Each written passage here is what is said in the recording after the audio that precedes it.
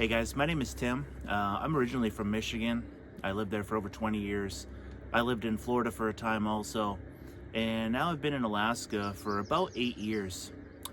It's May, and it's not super warm out. The sun is out today, but it's kind of interesting. You can hear birds chirping on one hand, you can hear planes flying over, but you can also hear the vent from my furnace kicking on because it's been in the 40s, low 40s at night lately.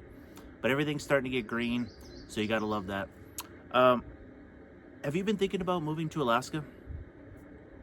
I've been here, like I said, about 8 years now, and I've got a list of three pros and three cons from my perspective. So let me know what you think. First one, first con, I should say, the weather. If you are looking to move to a place that has warm weather for a majority of the year, Alaska's not for you. It's May right now. We've had weather ranging from like the low 40s to the high 50s, which has been really nice. But most of the summer is going to be somewhere in the 50s and 60s. And this past summer, we got a lot of rain. We got rain for the better part of a couple months. I live in south central Alaska in that Wasilla, Palmer area, Knik area. And so if you're going for warm weather, Alaska is probably not your place. It can get to -10 or lower in the wintertime. Four-wheel drive is a good idea, or all-wheel drive, or at least front-wheel drive. If you're not used to driving in snow and ice, it's a good idea to practice up on that if you're going to plan on living up here. I kind of had rolled the dice when I first came up here. We rented the first year, and then since then, I've owned a couple of different houses. I've never owned a snowblower up here because the first, 2-3 years, I had to have the driveway plowed maybe twice, let's say, once or twice. So I was like, well, I did the math on that, and I was like, I don't really need a snowblower. I'll just hire somebody to plow the yard. Well, this past winter, I had it plowed 7 or 8 times. We had a lot of snow. It was really cold. I mean, we started having some ice, and the ground was slick in spots. So you kind of got to watch that too, like on sidewalks and stuff, in October already this year. So it was kind of early. Typical winter up here, you get enough ice on some of the inland lakes to go ice fishing toward the end of November. So that'll kind of give you an idea. Right now it's nice in that, you can see in the background, there are leaves on the trees. Those are starting to get bigger, which is really nice. And it's just super, super nice to come out here on the porch, even though it's pretty cold. There's a little bit of a breeze, but there's no bugs right now. The bugs can get kind of bad in the winter, but right now this is actually an ideal time of the year. I was talking to a friend of mine that lives in Florida, and he said it was already like 85 or 90 already. Oof, that I don't miss. So con 1 could be weather. So if you're looking for warm weather, it's probably not your place. Con 2, the cost of living. So channel title is Frugal Alaskan. And remember that, to be frugal doesn't mean that you're cheap. It just means that you're conscious in how you spend your money. You budget, you keep track of things. So cost of living is a con up here. Gas tends to be, in my experience, about 50 to 70 cents higher than other places that I've lived. So I got, people in Michigan that I talk to in Florida. Our gas up here is usually 50 to 70 cents, maybe even 80 cents more expensive per gallon up here. So that can be kind of a con. It's kind of expensive. We have a really low housing inventory right now. I know that's not unique to Alaska by any means, but it's pretty tough. A friend of mine has been looking for an apartment and found one, but really, really hard to even find like a 2-1 apartment. So it can be difficult. It can be expensive. I know that since my buddy's been looking for a place, I've been keeping up with like 2-1 rentals to give you an idea. And they start at about $1,300 and go up from there. So there's obviously other places in the US where it's even more expensive to live, but things have gotten pretty expensive here. I have friends in Michigan that rent for, around 1,000, 1,100 or so. So it's definitely more expensive than a lot of places in Michigan. I've also noticed that houses that are in that $400,000 or less category tend to go really fast. I have a 3 to 4 mile walking loop that I walk probably 4 to 5 days a week, sometimes 7 days a week. And when houses go up for sale and they're sub $400,000, they sell super fast. I talked to a realtor. What my neighbor had sold their house last year. I talked to a realtor, and at that time, that was the first thing that she said. Sub 400, sell quick. Above 400, depends on the area. Also not unique to Alaska, but not a cheap place to live by any means. I know that last year a house sold by my brother, he's in that Grand Rapids area, single family house with a 1-car garage, sold for about $170,000.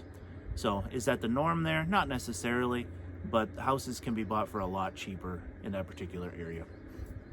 I know Florida inventories have been going up too, but I've also been watching a lot of videos about that, and that if you're looking to, there went a bird right by my head.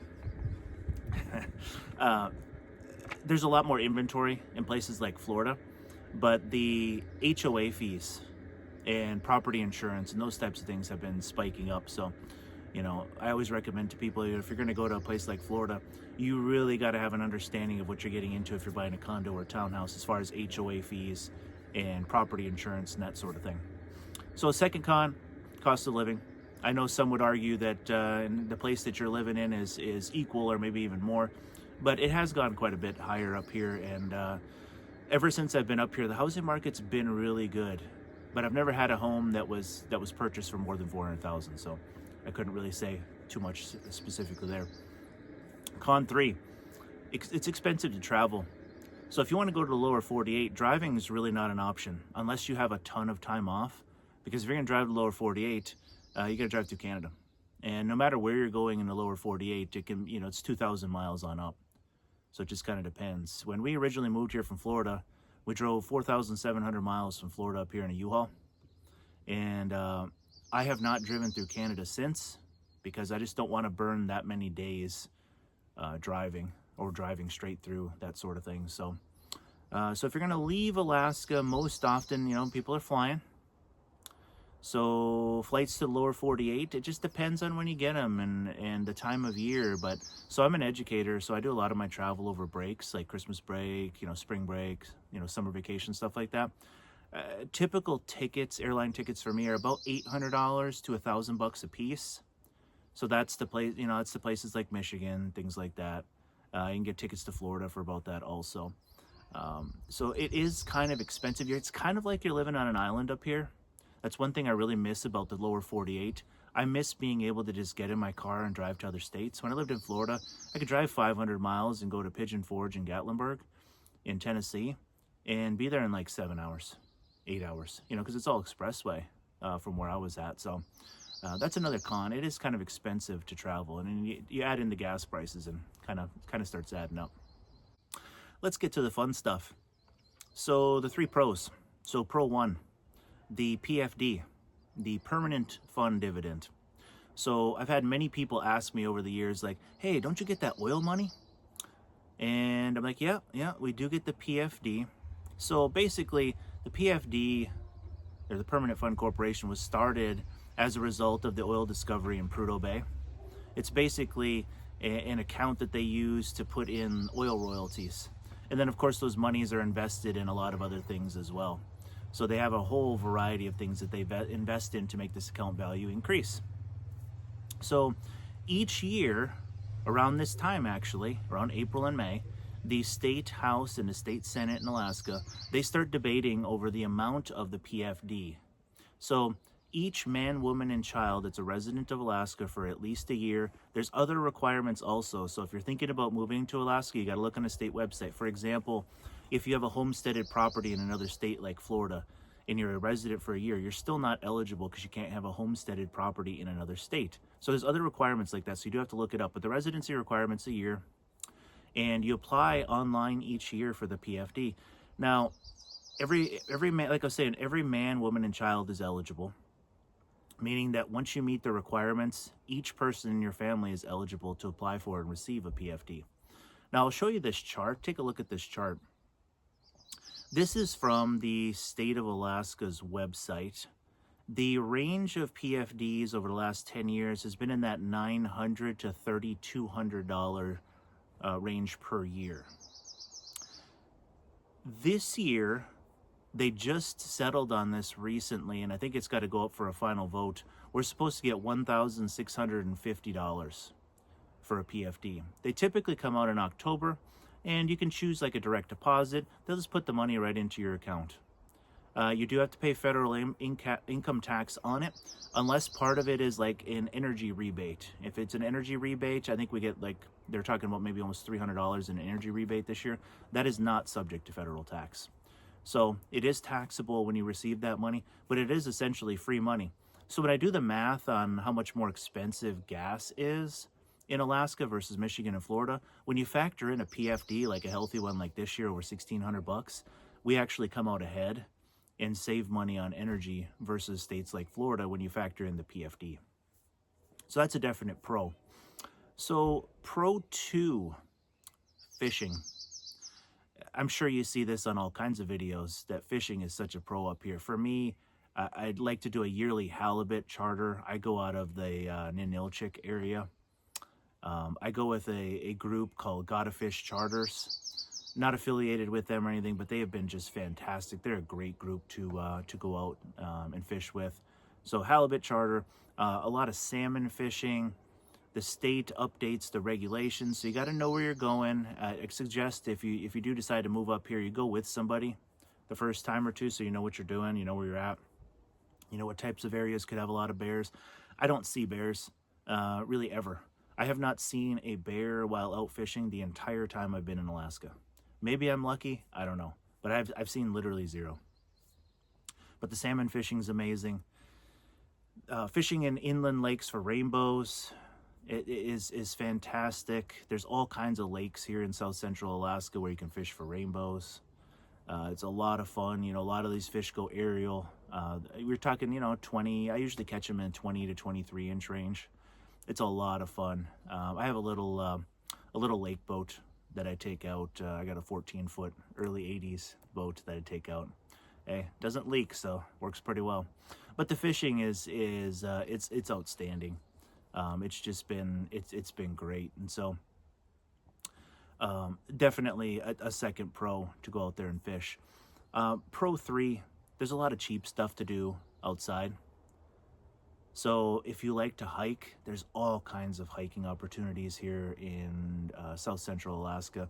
Hatcher's Pass is a great place to check out. There's shorter ones like Reflections Lake. There's Thunderbird Falls. There's a whole bunch of places in Anchorage that you can go hiking. There's just a lot of cheap stuff to do outside, and it can be really beautiful out here. If you see the background, I mean, the sky is blue.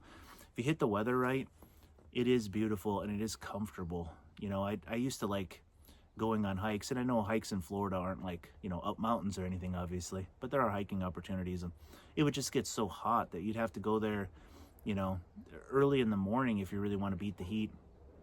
Here you don't have to worry about that. You actually kind of got to get bundled up. You go to a place like Hatcher's Pass, they might still have snow in July. I mean, I've been there in July, and there's still snow. You're going up high enough where there's snow up there still, so it can be really comfortable. But there's a lot of cheap stuff to do. South Central here in the Wasilla Palmer area, Wasilla especially, there's a lot of trails along the sides of the paved roads where, if you want to have a four-wheeler or a side-by-side, you can ride for miles and miles and miles. And so that one's not necessarily cheap, but if you get a nice cheap used ATV, or, if you just really like ATVs, you buy a new one, you don't have to pay to use a lot of those trails along the side of the roads. There's certain parks and stuff that you got to pay, and, you got to look into, the registration and stuff of those vehicles and stuff, but there can be some cheap options. And once you're a resident, the fishing license isn't very expensive either, so fishing can be another pretty cheap option. There's some lakes that charge you to put in your boat. I know Finger Lake in the area here, I think they charge about $20-25 to park and launch your boat. But there's also lakes around here that don't charge you anything. They may not have a fancy dock. You may have to be a little bit better at floating the boat off your trailer and getting it back on the trailer. But once you get used to it, it's really no problem. So those are a couple of cheap options as well. So I hope you enjoyed this video. Like I said, I've been here for about 8 years. I love it up here. This past winter, I gotta be honest with you, this past winter really sucked. It was long, it was really cold. But, you got to get out and do stuff. I ice fish and things like that. So that can definitely be a bonus to get out there and ice fish. So if you enjoyed this video, if you wouldn't mind liking and subscribing, as I'm just starting out the channel, and I hope that I will see you at the next one.